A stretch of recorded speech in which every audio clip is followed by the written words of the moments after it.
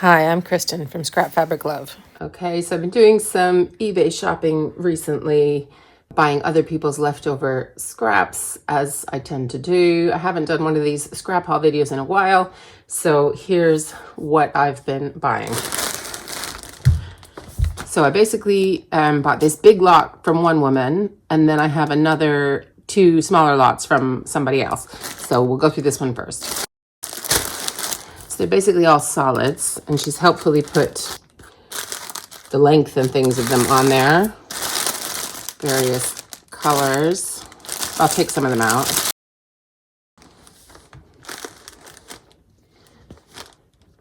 So some nice brights, black, everybody needs black. I really like this color, and I really like that kind of fuchsia, I guess. I don't know what I'm going to use these for yet, but there'll be plenty of projects I can use those in. Put that back in there. See, I normally organize things by color because she's got the width. I don't know if I need that. I'll probably just sort them by color, and I won't really use that. But for now, I feel like I should keep it in the bag. I don't know. And these, I think, are the smaller bits. So, again, solids, all cotton. Some grays, a little bit more black. These couple of cool teals. Some of these are, you know, odd shapes. These are strips.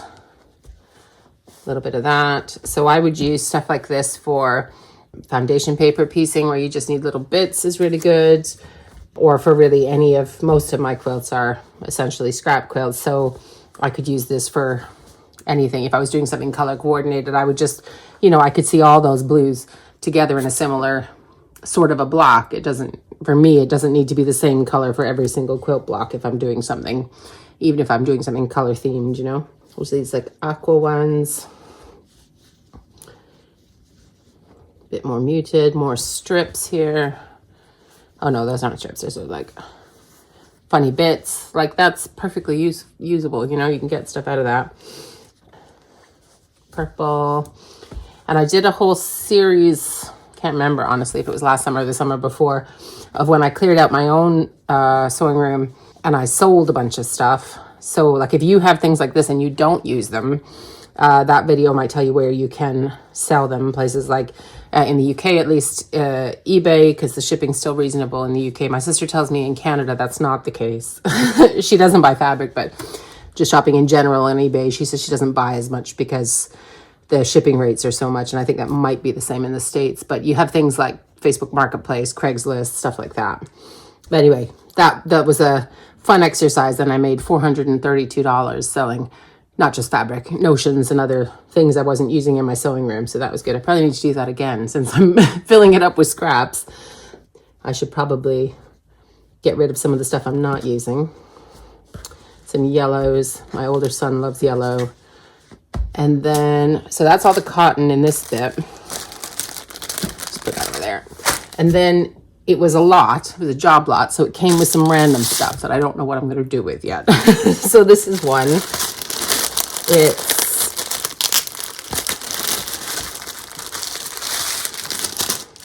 So there's a couple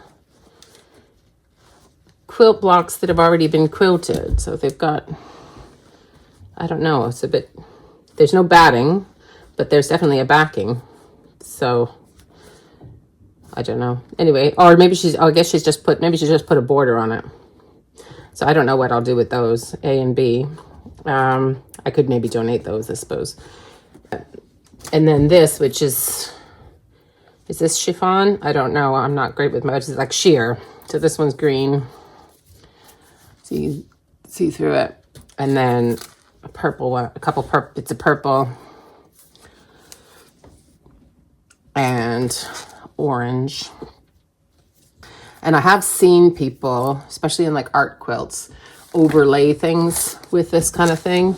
And I've never done it. And I'm honestly not always like the look of it, but I could experiment, I suppose. Maybe putting a bunch of teeny weeny scraps or things behind it. I don't know.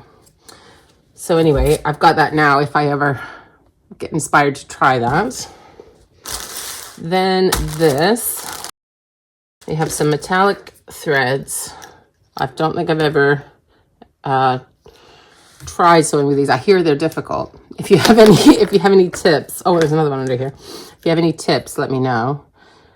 That's the brand, if anybody knows it.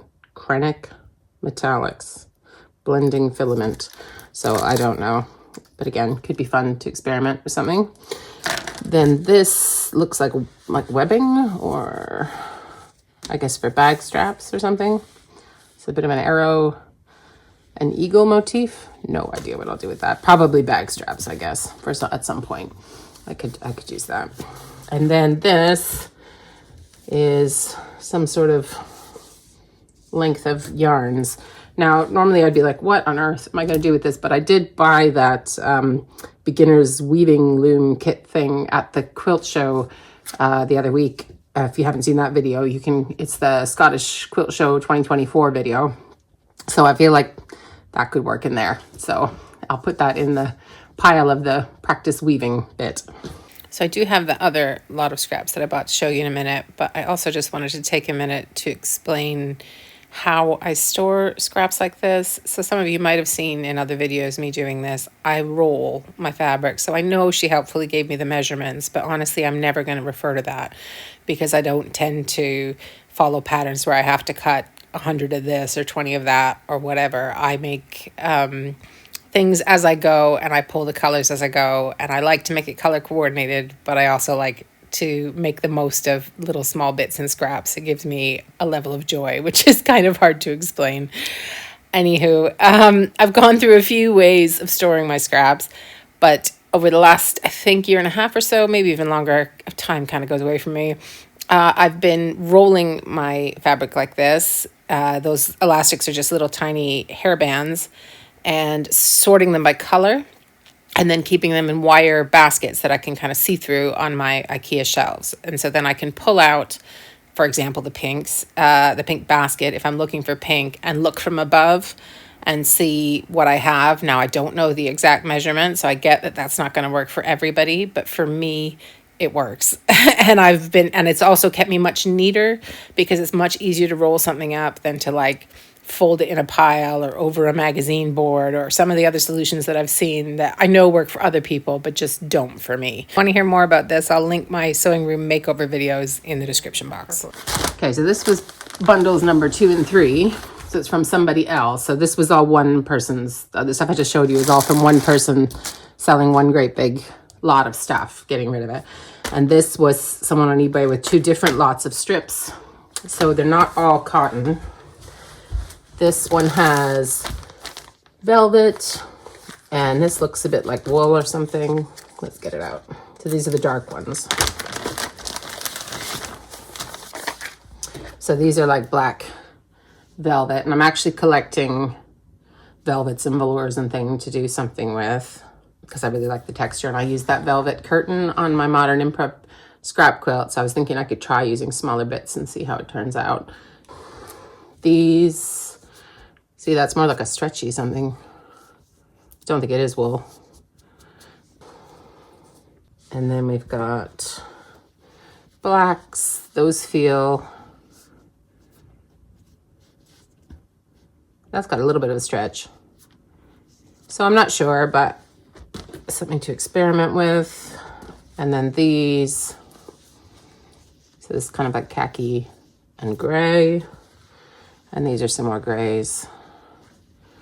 So we'll see. These are just together like this without anything else with them. They're saying cushion to me, but that doesn't mean that's where they'll end up. So those are the dark ones. And these are more of a mix, I think. Yeah. So there's another kind of a black. It's like a, I don't actually know what that is. It's definitely got a stretch. So that'll be interesting. Or the other thing I could think of for some of these would be, I did a video a while back with a quilted journal cover. These kind of things would work because you're just going to, if you got something stretchy like this, even like stretched denim, that's why I do a lot of my denim quilts quilt as you go, because you're just sort of quilting down on the stretchy material and that kind of holds it in place. So that might work. These are seems like more of the black ones that was in the other one. So I'm not sure why she didn't put those together. But anyway, put those over there.